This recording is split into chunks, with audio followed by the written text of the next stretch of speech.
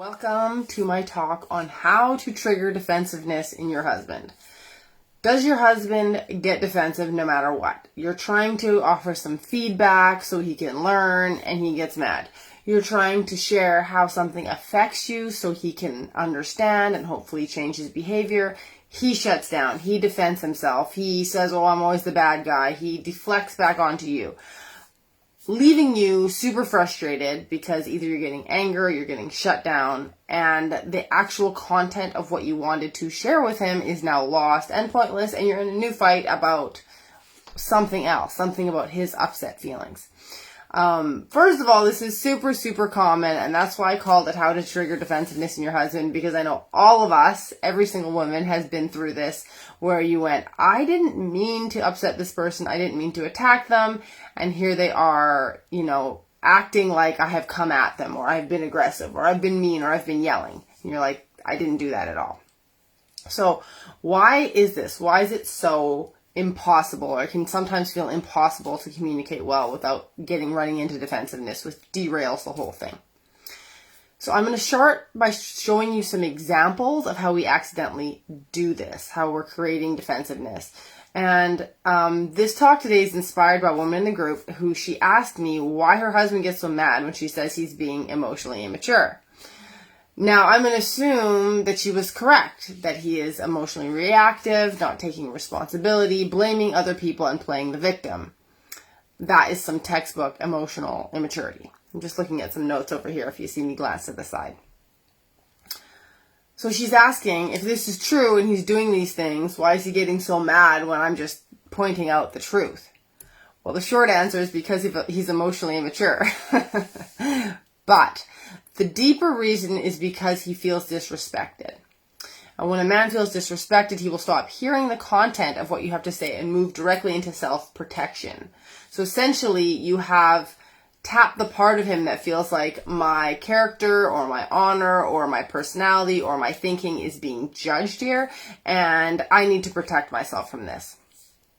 So that's the first way of the three that we're going to talk about today that will have your husband feeling attacked and defensive is judgments. Okay? When we're talking about judgments, that might seem obvious, like, people don't like to be judged. But anytime you're saying, hey, you're doing this, hey, you're like this, that is a judgment. You might not think it's an overly critical judgment, but you're still making judgments about him. We'll talk more about that in a minute. The second one is critical questions. Okay, I want to see if you can figure out what that is. Critical questions. And number 3 is blame. So they seem obvious, but we're doing them accidentally and we don't realize we're doing them. Hi, Tamara. Hi, Sheila. And when we do these things, we don't know it. And therefore, that's why we're surprised when they trigger defensiveness. So when this woman in the group said, you're emotionally immature, she is taking the one-up position. And anytime you make a judgment, you are one-up, right? You're like, I'm looking down, I'm observing you, I'm telling you who you are, how you are, what you are, right? So even when you make judgments that don't seem critical, it might even be positive, you might trigger defensiveness. Because it's kind of like, well, who are you to tell me that stuff, right? You're no longer in a partnership, in a wife role, in like a parallel role. Now you're in the one-up role, where you look down and you tell him what he's about and what he is. So you want to be really, really careful with judgments. Now, can you think of a situation where you were telling him how he was and what he was, and he bit back at you and you were kind of shocked? Raise your hand if you've been in that situation, or drop an emoji below. Number 2 is critical questions. So those are like, why did you park there? Why would you say it that way? Why do you always get upset when this happens? You see how, this is not a real question. This is a disrespectful question that is loaded with criticism. The energy is criticism. Real questions have curiosity and openness, and not anger or judgment. So beware when you start asking why. This one is a huge trap. I know I've fallen into it many times, because when our husband does something that triggers us, we're like, well, why would he do that? He loves me. He cares about me. Why would he do something that would hurt me? Or why would he do something like this? And essentially what's under the surface is, this doesn't make sense to me. I can't make sense of it. I don't know why he would do it, but I'm mad and I'm hurt and I want it to stop. Hi, Tatiana, welcome. And so when this happens, we're going straight for the attack, right? I'm going to talk later about how to express yourself differently, but when we start interrogating, men will feel this is an interrogation and a disrespect. Even if you're asking like, hey, why did you take that right? Hey, why did you park there? Hey, why did you wear that shirt? Even if you say it nicely, which we as women think if we say it nicely, we should be able to say anything we want. Men are smarter than that. They can sense the criticism. So, critical questions are definitely going to elicit defensiveness in the man. Okay. Number 3 is blame. Also very, very common. No one likes to be blamed. Again, may seem obvious, but when you say something like, you hurt my feelings, that's blame. You are to blame for the way that I feel in this moment.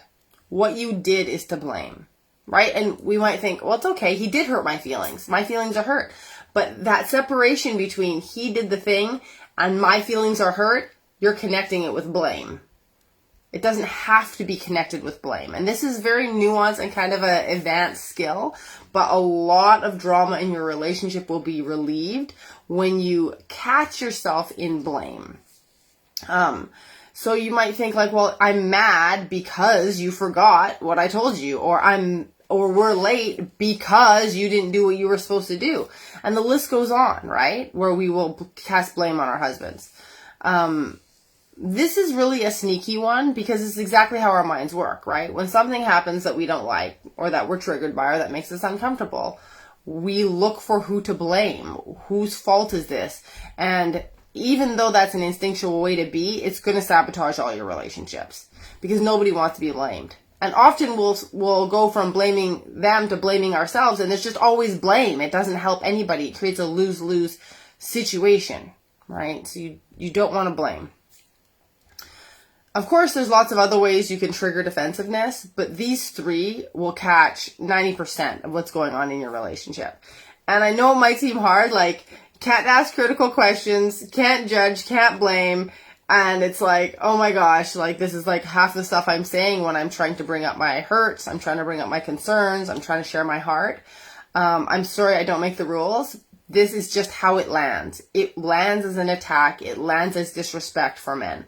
Men categorize disrespect differently than we do, and they're sensitive to different things than we are. That's why understanding the differences between men and women goes a long, long way to improving your communication and your relationship overall. Okay, so now for the good stuff. What can you do instead of those 3 things? Critical questions, blame, and judgment when you want to get your point across, when you want to share some perhaps feedback about how you're unhappy or a choice he made didn't work for you.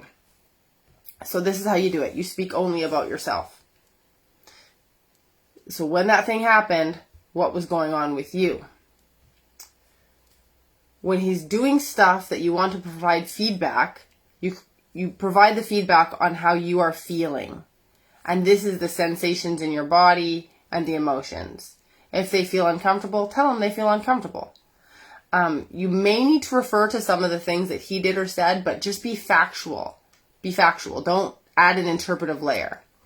For example, you might say, I want to share how I feel when our conversations get loud. I feel stuck and scared. Instead of, you're yelling at me and you're too loud and, you're talking about him. Stop yelling, you're yelling, right? He's like, I'm not yelling. You might have had that conversation before. Conversations get loud, I feel stuck and scared. Another one might be, I want to share what happens in my body when I hear things like, oh, I'm always the bad guy. I feel heat in my chest and anger rise up. I feel stuck and confused and I don't know what to say. A lot of my clients will talk about when their husbands kind of make passive-aggressive comments or victim-y comments when they're supposed to be listening to this feedback. Again, this is another kind of defensiveness or deflection where you start talking about, oh, I guess I'm always the bad guy. It's always my fault, blah, blah, blah. And women are like, well, what am I supposed to say to that? Like, it's such an effective defense mechanism that it puts you on your heels. And it's like, no, that's not what we're talking about. But now I don't know how to go on. Again, you talk about what's happening in your body. Stay on message, stay on point. So great feedback is specific about the things that are happening now in your body. The reason this is so powerful is because he does care. He cares how you feel in your body. He cares about your emotions. He cares about your comfort. But he can't care about it when it's delivered as blame, because now he's got to defend his honor. I didn't mean to hurt you. I didn't mean to get the thing wrong. I didn't try to forget, right? The defensiveness comes in. So you have to believe in him. Effective communication requires you believe he cares. If you're coming at him saying you don't care, it's over. You have ripped down the very foundation of why he would care and how he would care for you, because he does care, but now you're not even trusting that part. Lack of trust is also a very big trigger of defensiveness. So when you bypass this step of sharing the trigger, what comes up in your body, how it feels for you, and go straight to judgment, you're emotionally immature, you're reactive, you're always mad, you have a problem, you are shooting yourself in the foot. He cannot hear you now. You've basically put headphones on him, because now he's attending to his internal experience of shame, of anger, of defensiveness, and he's bringing that forward, which cannot happen at the same time as listening and empathizing with you. So why is this so hard, right? This does not come natural for anyone who hasn't been brought up in a family where it was modeled for them. And it's because so much more is going on than simply communication skills. Sue Johnson, the author of Hold Me Tight, has a great line. She says, "I don't teach communication skills because when you need them, you won't use them." And that's similar to in my work. I'm giving you tools to communicate right now, but I know how hard it is to use them when you're triggered, because the real problem is the wounding and the energy you're bringing to the conversation. The lack of internal safety you feel, the sense of victimhood, disappointment, and frustration. The resentment and anger from past hurts is also there as baggage. And all of these things will totally derail your attempts to communicate effectively, even if you study the scripts and you do them exactly. That's why, in my approach, the Real Love Method, powerful communication is the third step. I don't start with it, right? I don't want to set you up for failure by creating the illusion that it's simply a matter of using the correct words. We have to go so much deeper than that to create true transformation that is sustainable. If you want to know more about how I do that, feel free to message me and we can chat about it. So let's recap. How do we reliably trigger defensiveness in our husband? Number 1, judgment. Number 2, critical questions. And number 3, blame. And how do we communicate effectively? You share from your heart and your body what you are experiencing, so he can become aware of the impact of his words and actions are having on the woman he loves the most, because he does care. He does not want to hurt you. So if you're tired of defensiveness just derailing every conversation you try to have and blocking the emotional intimacy between you and making you just feel like, this person is just irritating me so much, I feel so invisible, I am offering you a free gift, a one-on-one connection assessment worth $500. Well, I will assess the blind spots in your marriage and provide you with the exact next steps to put you on the path to your happily ever after. If that interests you and you would like to book one, comment CA below and we'll get started right away. Thank you for being here today. I honor you for going first in your marriage. Talk soon. Bye.